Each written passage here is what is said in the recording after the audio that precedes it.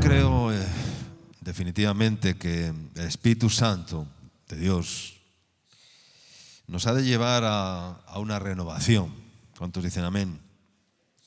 Renovarse o morir, ¿verdad? Hemos escuchado alguna vez, porque lo que no se renueva se muere, lo que no se activa se paraliza, lo que no tiene actividad se queda obsoleto, ¿verdad? Y el Espíritu Santo en nuestras vidas ha de traer siempre una renovación progresiva. Y por eso dice la Escritura que tenemos este tesoro. ¿Cuál es ese tesoro? Habla de la fe, ese texto allá en Corintios. El tesoro de la fe, el tesoro de la salvación, el tesoro del Espíritu Santo en nuestras vidas, sobre todo el tesoro de la salvación. ¿Cuánto dicen amén? Porque muchos no hallan ese tesoro, no lo encuentran en sus vidas. Caminan por el mundo, caminan por la vida, agotan sus días de vida sobre la tierra sin encontrar el tesoro. Buscan otros tesoros y piensan que son buenos, pero no encuentran el verdadero tesoro, que es Cristo y la salvación de sus almas. Porque ¿de qué le sirve al hombre ganar todo el mundo si perdiere su alma? Dice la Escritura. Amén. Y entonces dice que tenemos este tesoro en vasos de ¿qué? ¿En vasos de qué? En vasos de barro, dice, para que la excelencia del poder sea de Dios y no de nosotros, que estamos atribulados en todo, dice, pero no angustiados, perseguidos, mas no desamparados, entristecidos, mas siempre gozosos. Y habla de una serie de cosas, dice, como no teniendo nada, mas poseyéndolo todo. Es decir, no hay nada que nos pueda separar del amor de Dios y del tesoro que es en Cristo Jesús. Amén. Y Dios ha puesto un tesoro incalculable en nuestras vidas. ¿Cuánto dicen amén? Que tenemos que valorar. Yo no sé si tú valoras el tesoro que Dios ha puesto en ese vaso de barro, en ese envase humano y carnal y pecaminoso. Dios ha derramado un tesoro y tienes que valorar ese tesoro, ¿verdad? Y a pesar que, como dice la Escritura, que aunque tengamos tiempos de aflicción o de pruebas o de dificultad, no somos derrotados. Aunque caemos, pues Dios nos levanta, y aunque cometemos errores, Dios viene y nos aclara nuevamente las ideas, nos aclara los pensamientos y nos renueva la mente de día en día. Como dice la Escritura, no os conforméis a este siglo, sino transformaos por medio de la renovación de vuestra mente, para que comprobéis cuál es. ¿Qué es lo que tenemos que comprobar? ¿Cuál es la voluntad de Dios, agradable y perfecta? Algo que a veces no conseguimos entender completamente. ¿Cuál es la voluntad de Dios para mi vida? Y es algo que Dios te lo tiene que revelar por su Espíritu. Por su Espíritu. No por argumentos humanos, no por pensamientos humanos. Dios va a revelar su voluntad en tu vida a través del Espíritu, no a través de la mente carnal ni los pensamientos, es a través del Espíritu. Como el Señor nos va a ir guiando, ¿verdad? Y sacándonos de nuestros propios pozos en los cuales a veces nos metemos nosotros mismos, o cuando nos resbalamos porque caminamos por el barro, ¿verdad? Y patinamos, ¿verdad? Como cuando un vehículo se mete en un camino de tierra lleno de barro, ¿verdad? Las llantas comienzan a dar vueltas, ¿verdad? Y el carro se queda atorado en medio del barro, ¿verdad? Pues así nos pasa muchas veces. Y siempre el Espíritu Santo nos toma de la mano, ¿verdad? Y aunque, como he dicho, este hombre exterior se desgasta, sabemos que el interior se renueva de día en día. ¿Cuánto dicen amén?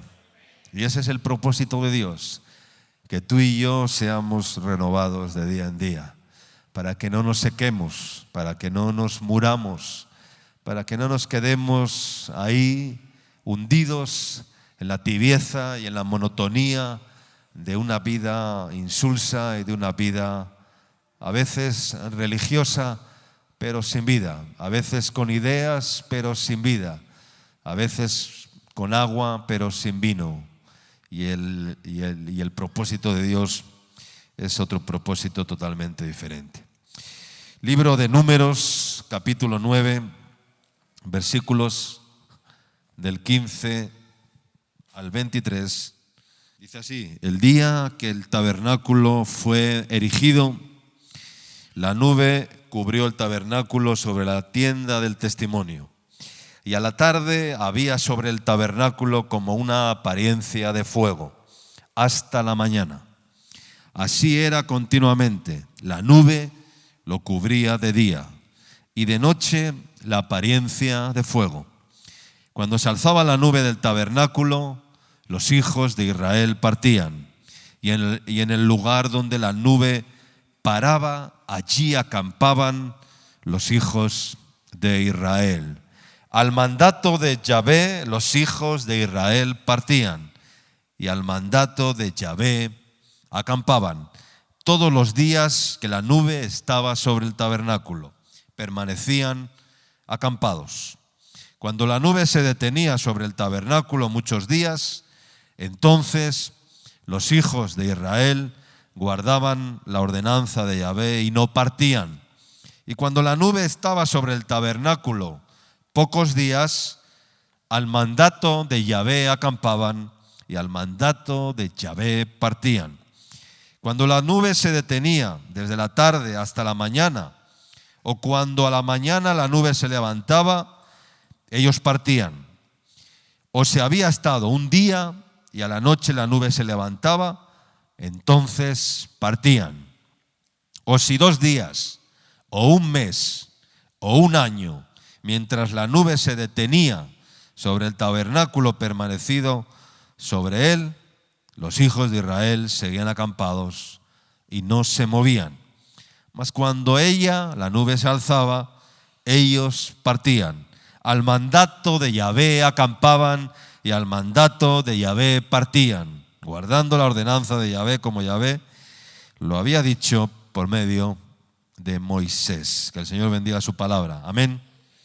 Al mandato de Dios partían y al mandato de Dios, ¿qué? Acampaban. Lo hemos leído en ese texto, creo que lo ha repetido como 3 o 4 veces.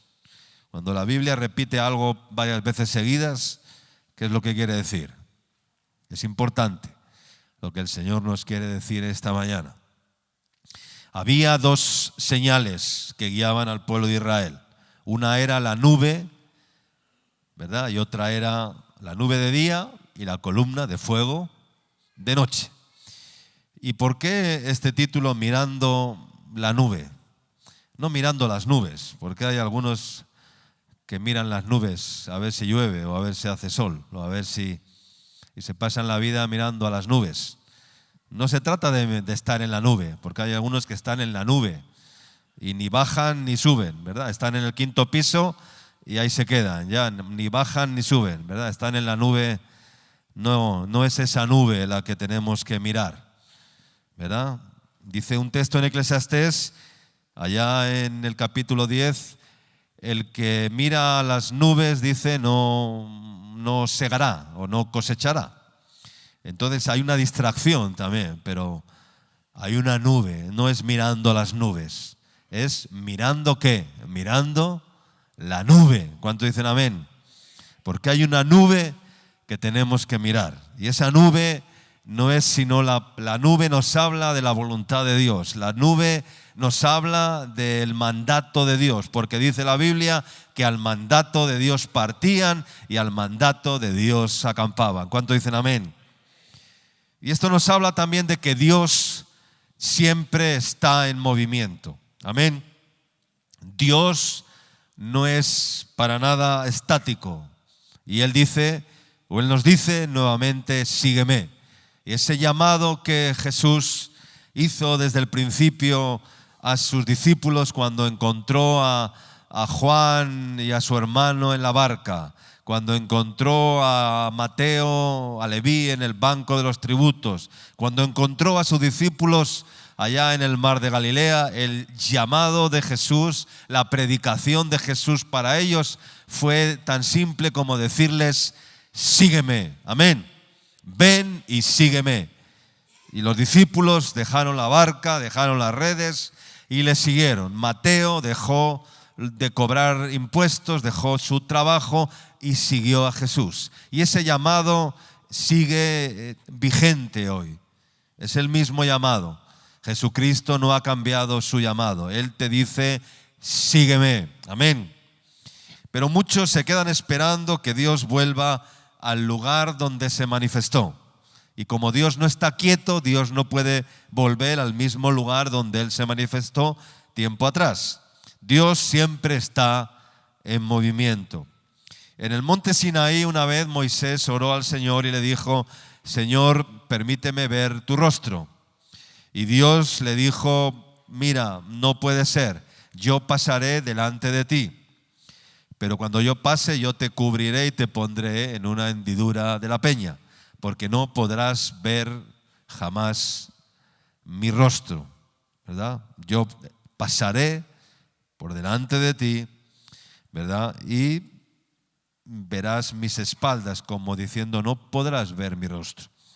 La presencia de Dios es tan, ¿verdad? Es tan grandiosa, es tan que no podemos verla. No podemos decir, quiero ver la presencia de Dios, porque la gloria de Dios es tan grande, ¿verdad? Es tan inmensa que es algo ajeno a nuestros ojos, ajeno a nuestro entendimiento, ajeno a nuestros pensamientos. Isaías vio también un trono, dice, alto y sublime, y enalteciéndose un gran trono, y no lo vio estático, porque vio que de aquel trono salían ángeles, querubines, serafines, que tenían alas y que volaban.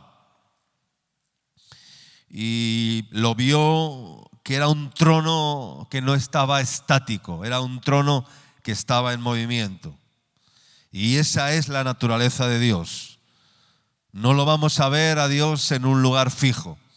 La cruz ya está vacía, ¿verdad? Esa cruz que tanto vemos en muchos lugares y que tanto representa, ya no está, está vacía, igual que la tumba, ¿verdad? Dios no se quedó ahí, no se quedó estático. No lo vamos a ver en un lugar fijo a Dios, sino que lo vamos a ver en constante movimiento. Amén.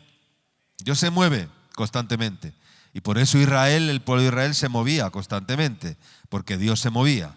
Cuando la nube se movía, ellos se movían. A veces no nos gusta demasiado movernos.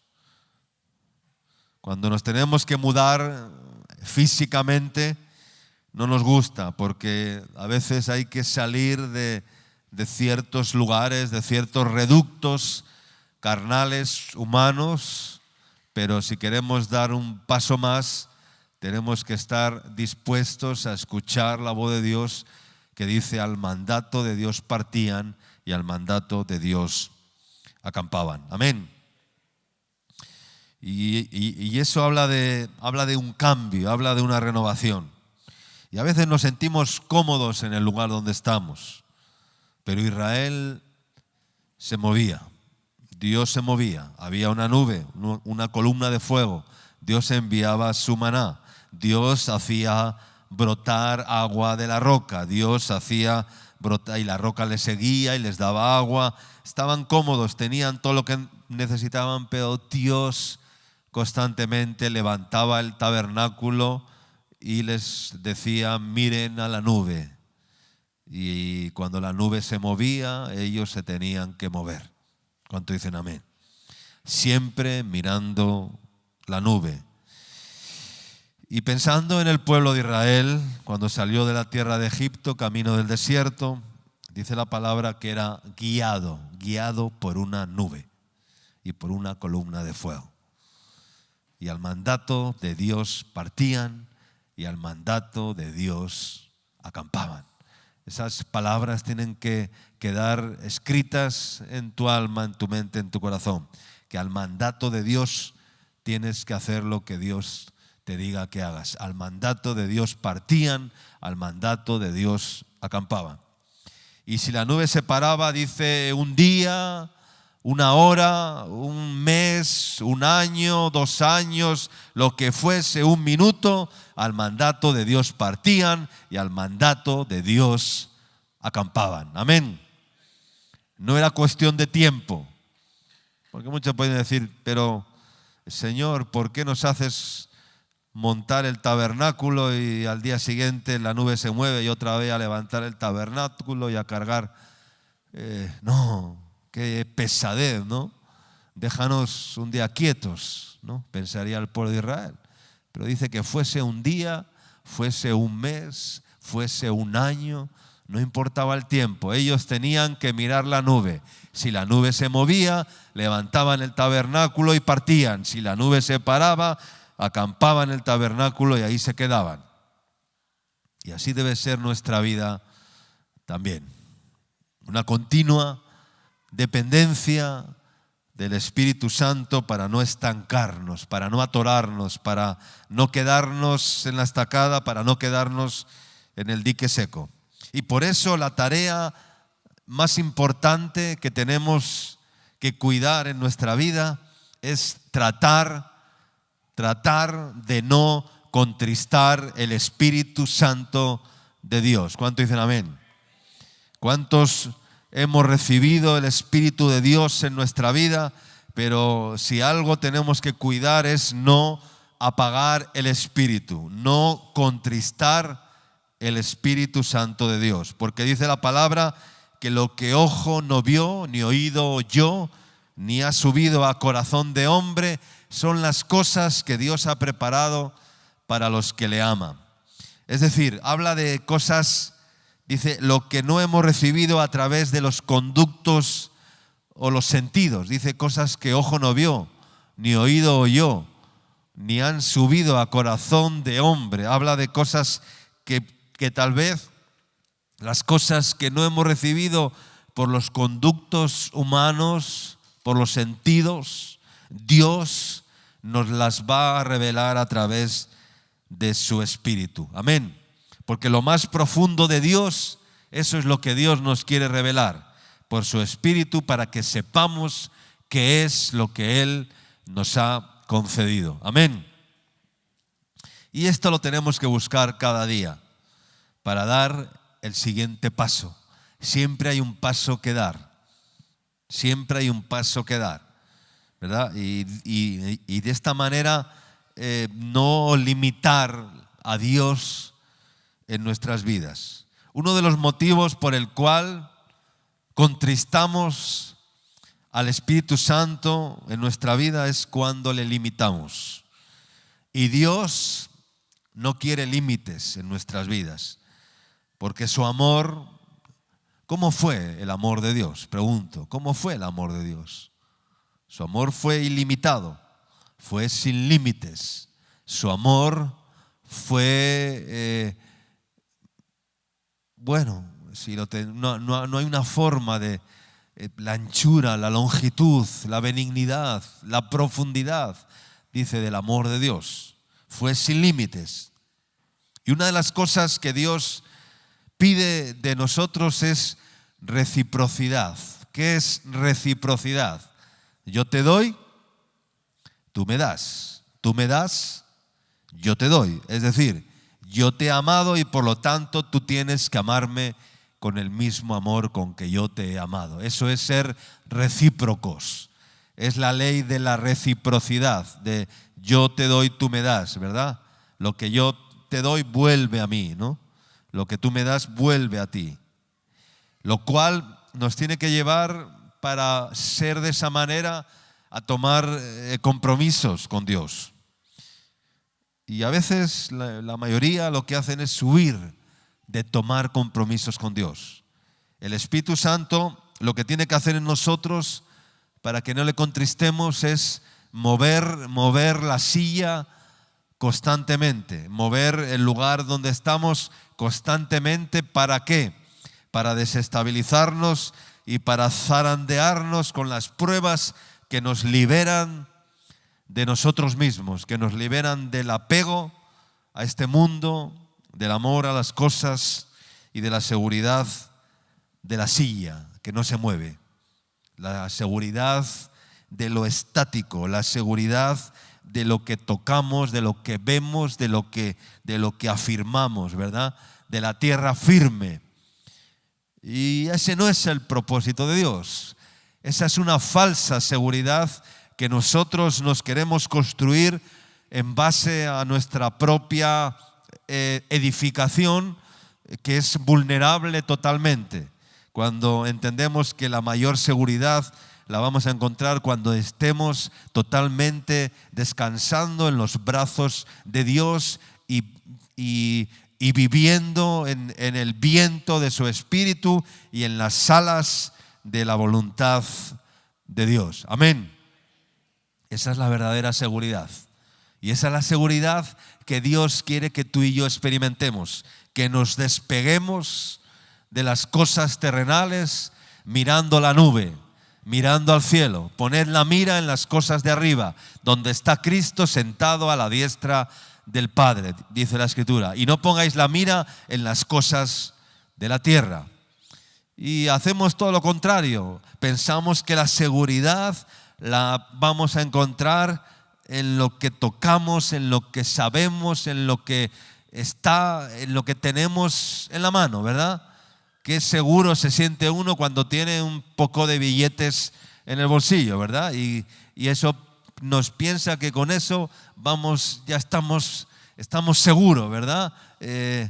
¿Verdad? Pero qué inseguro se siente uno y qué dependiente de Dios cuando siente que su vida depende de Dios y que por fe ando y no por vista, y que lo que veo no es seguro, sino lo que no veo, eso es lo más seguro en mi vida. Amén. No mirando las cosas que se ven, porque las cosas que se ven son pasajeras, pero las que no se ven, esas son eternas, dice la Escritura. Amén. Entonces, hermanos, lo contrario del avance es el deterioro. Cuando Saúl ofendió al Señor porque no le obedeció, comenzó a entrar en un proceso ¿de qué? De deterioro. Y ese proceso es muy fácil de entrar en él. Muchos entran en ese proceso de deterioro en sus vidas. Y comienza en el momento en el cual comenzamos a poner límites al Espíritu Santo, interpretando la palabra de Dios de una forma equivocada, como nosotros queremos o como nosotros pensamos.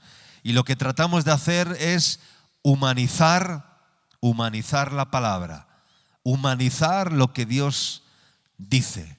Y lo que Dios dice no es humano, es divino. ¿Cuánto dicen amén? Dios no es hombre para que mienta, ni hijo de hombre para que se arrepienta. No podemos humanizar la palabra de Dios. Entonces, haciendo de Dios una imagen que nosotros podemos manipular o acomodar conforme a nuestras necesidades. A veces queremos hacer de Dios una imagen de nosotros mismos y hacer una imagen de Dios manipulada o acomodada conforme a nuestras necesidades, pensamientos o deseos. Y Dios no es manipulable. Dios no se puede hacer de Dios un pequeño ídolo, un Dios empequeñecido, adaptado a nuestras necesidades limitadas, al tamaño de nuestros temores y al servicio de nuestras debilidades, angustias y egoísmos. A veces queremos que Dios se ponga a nuestro servicio y al servicio de nuestras debilidades, al servicio de nuestras angustias, de nuestros egoísmos, de nuestras carnalidades, de nuestros pensamientos vanos. Es decir, que Dios se rebaje de su divinidad y se haga humano para entrar en nuestra forma de pensar humana y equivocada, totalmente humanizada. Y queremos hacer de Dios, que es un Dios grande y soberano, queremos hacer un diosito pequeño, manipulable a nuestra conveniencia o a nuestra necesidad vana y a nuestra debilidad. Pero Dios es todo lo contrario. No le podemos reducir a Dios. Amén. No podemos reducir a Dios. Como hacen esos esos indios, ¿no? Que hacen ¿cómo se llaman? Los jíbaros, ¿no? O ¿no? Esos que le reducen la cabeza, ¿no? El cráneo. No podemos reducir a Dios y hacer de Dios un bonsái, ¿verdad?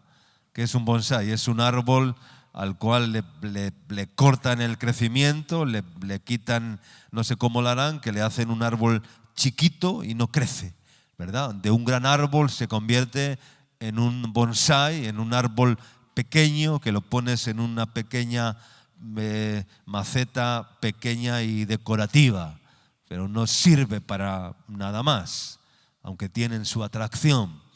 No podemos reducir a Dios, amén. No podemos hacer de un Dios grande un Dios pequeño, acomodado a nuestra humanidad, amén, porque Dios no es humano, Dios es divino, amén. Sino que tenemos que aceptarle, honrarle, adorarle y tratarle como Dios es, dueño absoluto y Señor de nuestras vidas. Y hay tantas personas que limitan al Señor y al Espíritu Santo y lo han embotellado en sus vidas, convirtiéndole en un medicamento paliativo, ¿verdad?, para momentos de angustia. Y Dios no es así, para calmar la ansiedad. Y tienen a Dios como el que se toma un caldo de gallina en la noche o un vasito de leche caliente para conciliar el sueño, ¿verdad? Dios no es así. Dios no es un vaso de leche caliente que tú te tomes en la noche para poder conciliar el sueño y echarte a dormir. No, Dios no es algo así que nosotros podamos. Dios es muy grande comparado contigo mismo, ¿verdad? No es un paliativo, no es una medicina paliativa para amortiguar los golpes pasajeros de la vida, ¿verdad? Sino que Él es fuego consumidor. Amén. Y ese texto donde dice, hay un texto donde el profeta Ezequiel tiene una visión.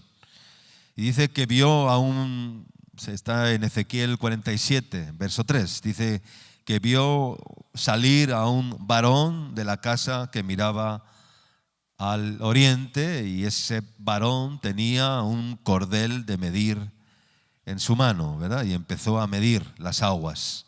Ezequiel 47:3. Ese varón representa el Espíritu Santo. Y salió el varón hacia el oriente y tomó, llevando un cordel en su mano, y midió 1000 codos, y las aguas dice que le llegaban hasta los tobillos, midió otros 1000, las aguas le llegaban hasta las rodillas, midió otros 1000, las aguas le llegaban hasta los lomos, midió otros 1000, y dice que era un río que no se podía cruzar sino, ¿cómo? A nado. Es decir, ya no, es como cuando te vas metiendo en el mar, ¿verdad? Y llega un punto en el cual ya no hay tierra debajo de tus pies y tienes que comenzar a nadar, ¿verdad?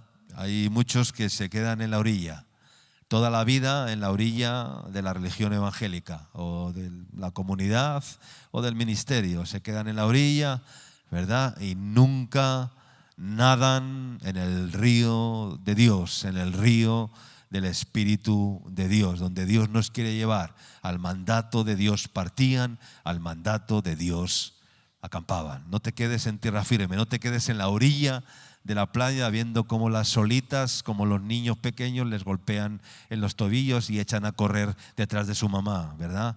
Cuando la ola viene y les golpea los tobillos o las rodillas, y ahí no podemos quedarnos ahí.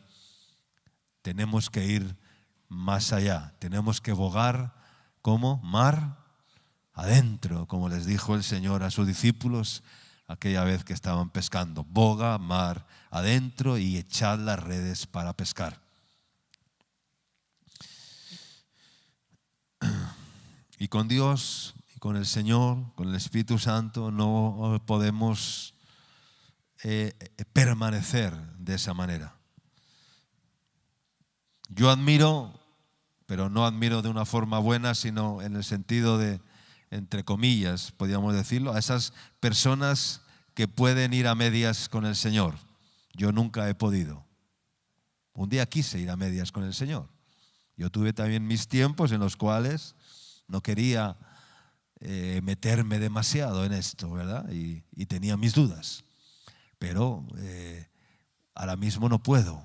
He entendido que o con Él o sin Él, y no hay otro lugar, ¿verdad? Pues, o sea, digo, admiro a esas personas que pasan años y años de sus vidas yendo a medias con el Señor. Es muy difícil. Para mí sería imposible, ¿ya? Estar a medias con el Señor, estar y no estar, ser y no ser. Es muy complicado. No podemos marcar nuestro ritmo al Espíritu Santo de Dios. Él tiene un ritmo. Al mandato de Dios partían, al mandato de Dios acampaban. Y decirle al Señor: he logrado un lugar donde puedo asentar mi vida, he encontrado un lugar donde voy a vivir de lo que ya he alcanzado, de lo que ya he logrado. Como aquel necio que vio cómo sus graneros crecían, cómo sus ingresos aumentaban, cómo sus bienes aumentaban, y pensó en construir graneros mayores para reposar y decir: alma mía, muchos bienes tienes, ya come, bebe y alégrate, ¿no? Y el Señor le dijo: necio, esta noche vienen a pedir tu alma, y lo que has provisto, ¿para quién será? Amén. Por eso, hermanos, lo que más debemos cuidar en nuestra vida es no contristar el Espíritu Santo de Dios. ¿Cuánto dicen amén? No contristar el Espíritu Santo de Dios. Y por eso Pablo dijo: ligado yo en el Espíritu, voy a Jerusalén sin saber lo que allí me ha de acontecer. Sabía que le esperaban prisiones, tribulaciones. Es decir, no me ha dado el Señor demasiados detalles. No me ha dado el Señor el GPS para saber la ruta que tengo que seguir, ¿verdad? Pero lo que sí me ha dicho es lo que, aunque me esperen pruebas y tribulaciones, Él me ha dicho que Él estará conmigo todos los días de mi vida. Amén. Y por eso Pablo dijo: pero de ninguna cosa hago caso ni estimo preciosa mi vida, con tal que acabe la carrera con gozo y el ministerio que recibí del Señor. Y entonces, hermanos, contristamos claramente al Espíritu Santo cuando le ponemos límites. Y otra causa por la cual muchos contristan el Espíritu Santo de Dios es cuando no vivimos el Evangelio con dignidad. Diga conmigo: vivir el Evangelio con dignidad. Efesios capítulo 4, versículo 1. Yo pues, preso en el Señor, os ruego que andéis, dice, como es digno, diga conmigo, digno de la vocación con la cual he sido llamado. Amén.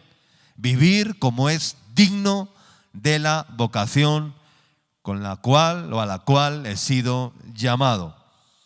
Y Pablo, cuando dice esto, dice: yo pues, preso en el Señor. Es decir, Pablo estaba diciendo: yo soy un prisionero, ¿ya? Soy cautivo, estoy preso entre rejas, pero en el Señor. Que no solamente quiere decir que igual Pablo estaba en una cárcel cuando escribió esta carta. Seguramente igual Pablo estaba preso, pero él, aunque estaba preso físicamente, el significado de este texto es preso en el Señor, es decir, preso en mi voluntad en el Señor. Estoy preso en el Señor. Y como estoy preso en el Señor, tengo autoridad para exhortaros y deciros: os ruego que andéis como es digno de la vocación con que fuisteis llamados. Amén. Vivir el Evangelio dignamente. Los que no viven el Evangelio con dignidad en sus vidas contristan continuamente al Espíritu Santo de Dios. Dice otro texto en Filipenses capítulo 1, versículo 27: solamente que os comportéis como es digno del Evangelio de Cristo, para que, o sea, que vaya a veros o que esté ausente, oiga de vosotros, decía el apóstol Pablo, que estéis firmes en un mismo espíritu, combatiendo unánimes por la fe del Evangelio, y en nada intimidados por los que se oponen, que para ellos ciertamente es indicio de perdición, mas para vosotros es salvación, y esto de Dios. Amén. Dignidad, vivir el Evangelio con dignidad, vivir el llamado de Dios con dignidad, vivir la vida cristiana en nuestras vidas con dignidad, todo con dignidad, porque hay una dignidad muy grande en ser templos del Espíritu Santo. ¿Cuánto dicen amén? Yo me siento digno, totalmente digno de ser templo de Dios, templo del Espíritu Santo. Esa es la mayor honra y la mayor dignidad que yo puedo valorar en mi propia vida. Es una dignidad muy grande haber sido llamados con una vocación tan sublime como es andar conforme al Evangelio de Jesucristo. Yo cada día soy más consciente de la dignidad que es ser hijos de Dios. Ya ni siquiera siervos o ministro o pastor o lo que sea, no. Eso es un añadido. Lo más importante es la dignidad de ser llamados hijos de Dios y vivir conforme al Evangelio como un verdadero hijo de Dios o hija de Dios. Esa es la mayor dignidad que tú y yo podemos llevar sobre nuestras vidas. ¿Cuánto dicen amén? Pero hay personas que para ellos vivir como hijos de Dios o vivir el Evangelio no lo valoran o no lo consideran lo suficientemente digno. Y por lo tanto menosprecian el llamado y el servicio a Dios en sus vidas, pensando que hay otras formas de vida mucho más dignas. Vivir como es digno del Evangelio, a lo cual hemos sido llamados, dice la Escritura.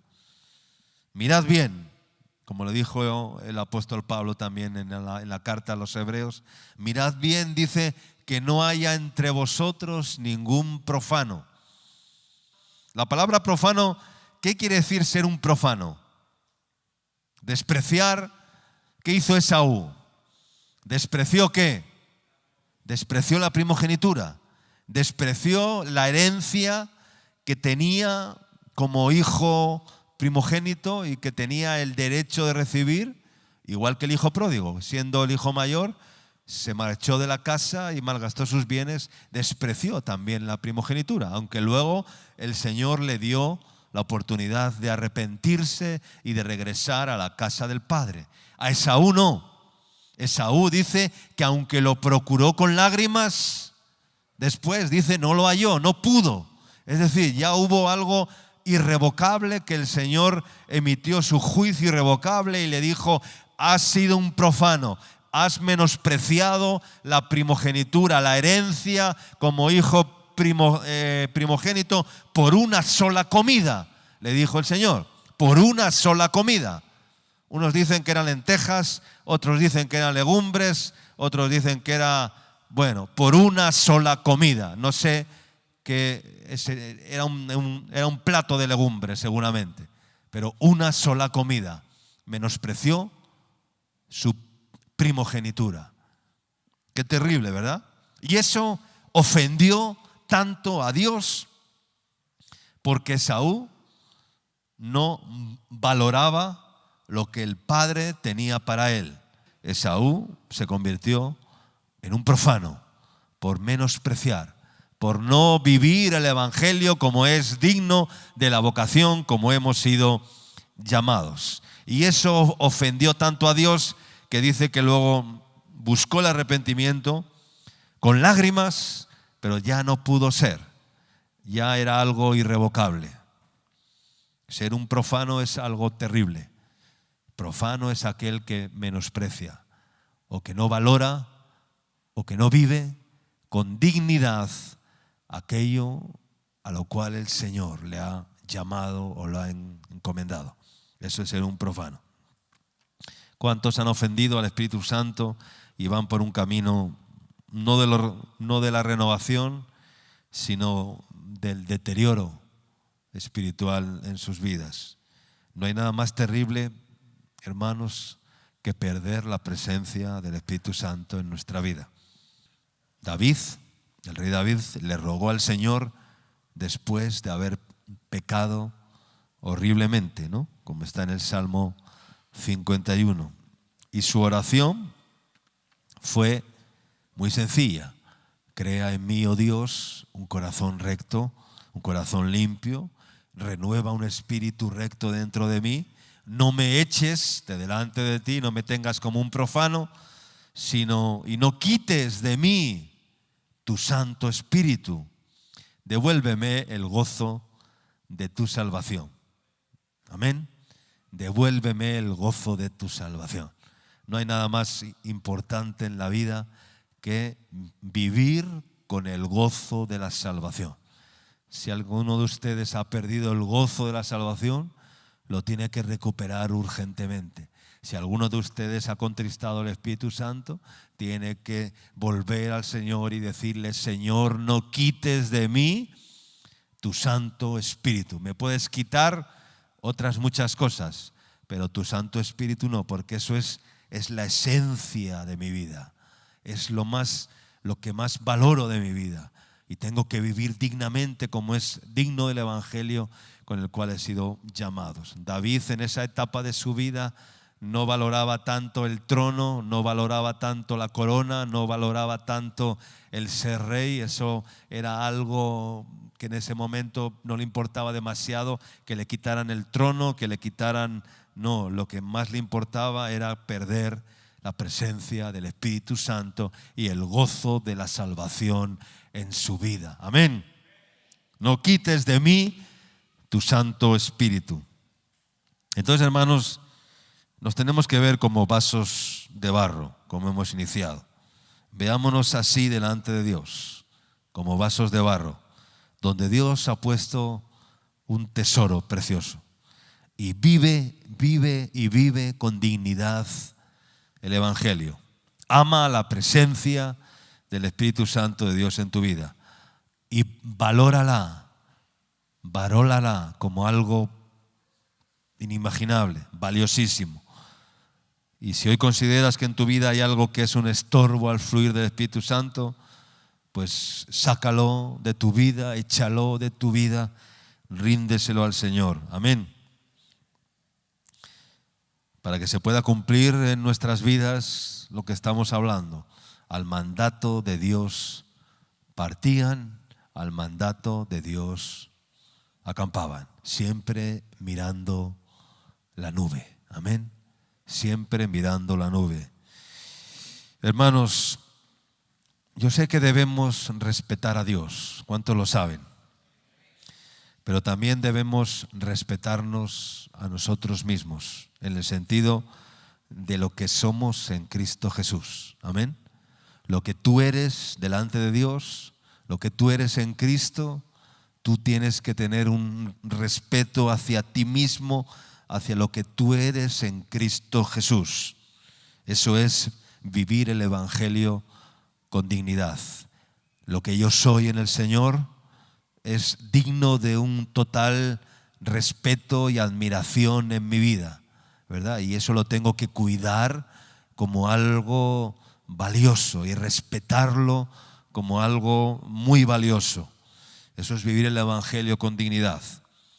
Y pensar que no podría mirarme a mí mismo y verme alejado de la presencia de Dios y con una imagen deplorable y en una condición de vernos indignos. Hermanos, contristamos al Espíritu Santo de Dios cuando huimos de los compromisos adquiridos con Dios y nos tomamos a la ligera los votos que hemos hecho con el Señor, las promesas que hemos hecho con el Señor. Tener respeto hacia ti mismo es decir, o es como decir, un hombre como yo, una mujer como yo, no puede huir de los compromisos adquiridos con el Señor. Respeto ese pacto, respeto ese compromiso, igual que el hombre y la mujer respetan el pacto matrimonial, y ese es el mayor respeto que tiene que haber en un matrimonio, es respetar el pacto, el sello del matrimonio entre un hombre y una mujer, en el sentido de guardarse fidelidad, etcétera, etcétera, etcétera, de no haber secretos el uno con el otro, ¿verdad? Esa es la mayor fidelidad. Y ese pacto tiene que estar en nosotros, también con el Señor, viviendo con dignidad. Y ese es el respeto que tenemos que tener hacia nosotros mismos. Un hombre como yo, una mujer como yo, no puedo huir de los compromisos adquiridos con el Señor. Amén. Viviendo con dignidad lo que soy en Cristo y con la dignidad de aquel que me escogió y me tuvo por digno de ser su hijo y de ser su siervo, su sierva, poniéndome en el ministerio, como dijo Pablo, siendo el último de los apóstoles, dijo, el Señor me tuvo por digno y me puso en el ministerio. Amén. No podemos ser motivo de vergüenza en el reino de Dios. No hay nada más horrible en la vida que ser vergonzoso dentro del reino de Dios o provocar vergüenza en el reino de Dios. Ser motivo de vergüenza dentro del reino de Dios. Amén. Contristamos al Espíritu Santo cuando tratamos de entender a Dios en vez de obedecerle. Contristamos al Espíritu Santo ineludiblemente cuando tratamos más de entender a Dios que de obedecerle. Y el orden es diferente. Mira lo que dice Job, capítulo 26, verso 14. He aquí estas cosas, dice, son solo los bordes de sus caminos. Y cuán leve es el susurro que hemos oído de él. Pero el trueno de su poder, dice, ¿quién lo puede comprender? Cuanto más me acerco a Dios, menos intento entender. Esa ha sido la experiencia, porque cuando tú te empeñas en querer entender a Dios antes que obedecerle, comienzas a retroceder. Sí, seguro. Comienzas a retroceder, comienzas a deteriorarte. El deterioro viene por tratar más de entender a Dios que de obedecerle. Ahí empieza el deterioro. Y aquí este verso dice, estas cosas, dice, habla de la dimensión de la obra de Dios, de la creación de Dios. Y dice Job, estas cosas, dice, son solo, como diciendo, los bordes de sus caminos, es decir, lo más insignificante de Dios. Dice, cuán leve es el susurro que hemos oído de él, un leve susurro, un pequeño susurro. Dice, pero el trueno dice, de su poder, ¿quién? Como diciendo, ¿quién lo puede comprender? Como mi entendimiento puede entender a un Dios que es sobrenatural, cuyo poder no se basa en lo conocido, sino en aquello que se escapa de nuestro conocimiento. ¿Cuánto dicen amén? Que se escapa de nuestra mirada, que se escapa de lo que vemos, que se escapa de nuestra mente, de nuestros pensamientos, de nuestros conceptos. Se escapa. Dios sopla y de repente cobra vida un valle que estaba lleno de huesos secos en gran manera, como vio el profeta Ezequiel. Su poder va más allá de las leyes físicas o naturales que los hombres conocemos. Simplemente lo que conocemos de Dios a veces es, como dice Job, un leve susurro. Pero cuando venga el trueno de Dios, dice, ¿quién lo podrá comprender? Un consejo: primero obedece y después entenderás a Dios. ¿Cuánto dicen amén? Obedece primero a Dios y luego lo entenderás. El Señor le dijo a Pedro, lo que yo hago ahora tú no lo entiendes, pero lo comprenderás ¿cuándo? Después. Si tú obedeces a Dios, luego entenderás a Dios. Pero si quieres entender a Dios sin obedecerle, nunca jamás vas a poder entender a Dios. Hoy el Señor te llama al siguiente reto. Y si te sientes retado, pues ponte también en marcha. Al mandato de Dios partían, al mandato de Dios acampaban. Señor, no se trata de que entienda o de que no entienda, ni tan siquiera de que me muestres o no me muestres, sino de asumir el compromiso de obedecerte y de que mi altar, el secreto de mi altar, donde me encuentro en tu presencia hoy, yo pueda comprometerme a obedecerte sin entender. Y que sea tu voz la que me llama a las aguas, a nadar en las aguas, donde mis pies pueden fallar, donde mis pies ya no están firmes. Pero yo sé que ahí tu poder y tu gracia se va a manifestar en mi vida. Amén. Primera de Corintios 10:1 dice, no quiero, hermanos, que ignoréis que nuestros padres, todos, absolutamente todos, estuvieron bajo ¿qué? Bajo la nube, y todos pasaron el mar, y todos en Moisés fueron bautizados, en la nube y en el mar.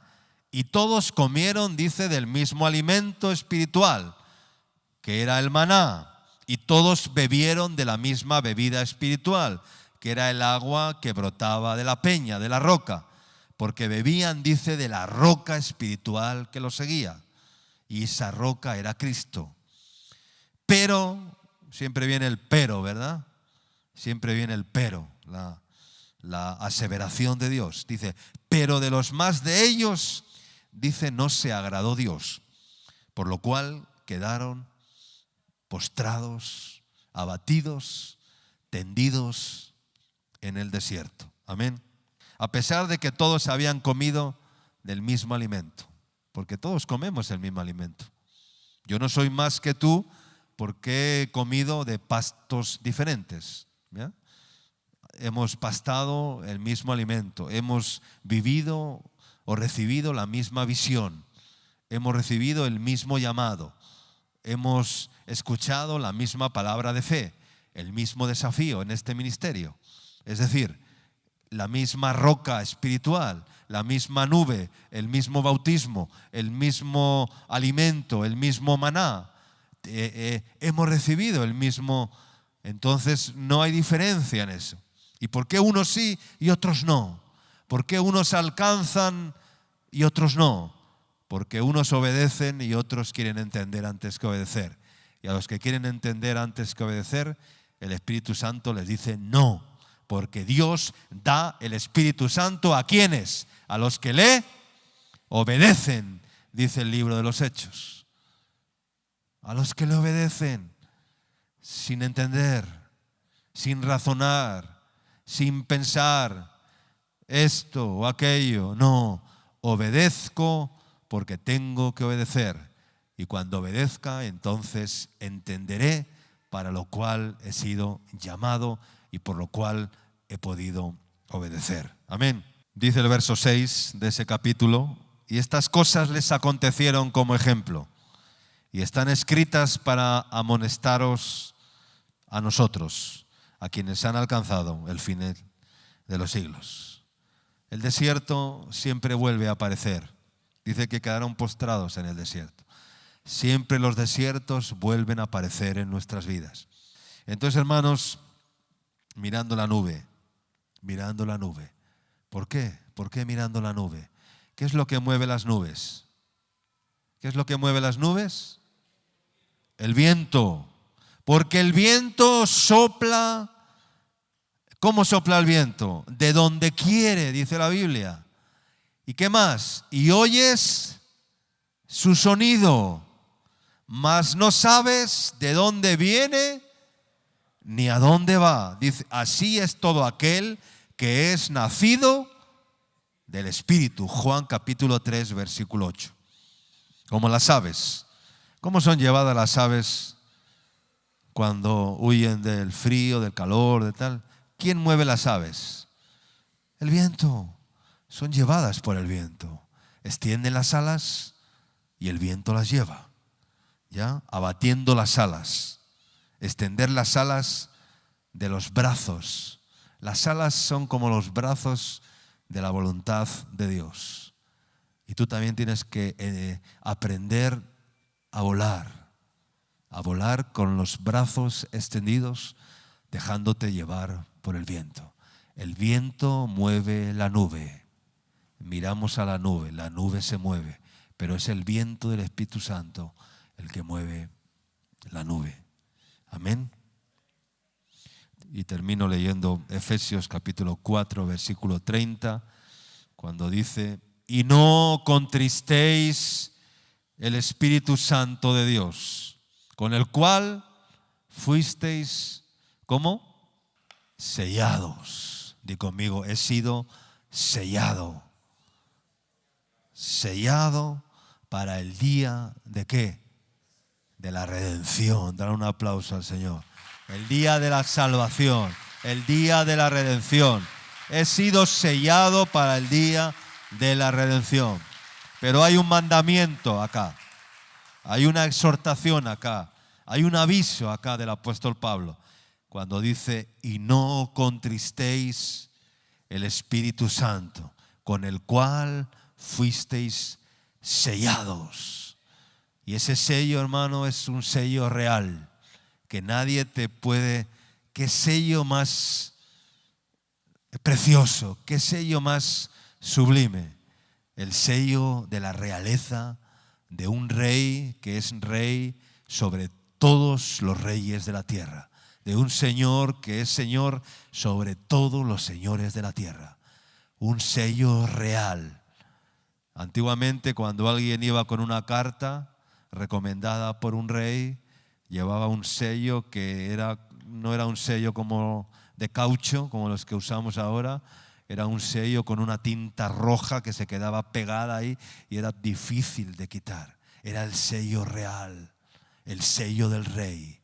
Era el distintivo, y aquel que iba con la carta, con ese sello, tenía derecho a entrar y a pasar todas las fronteras, todos los lugares, porque tenía el total respaldo del rey.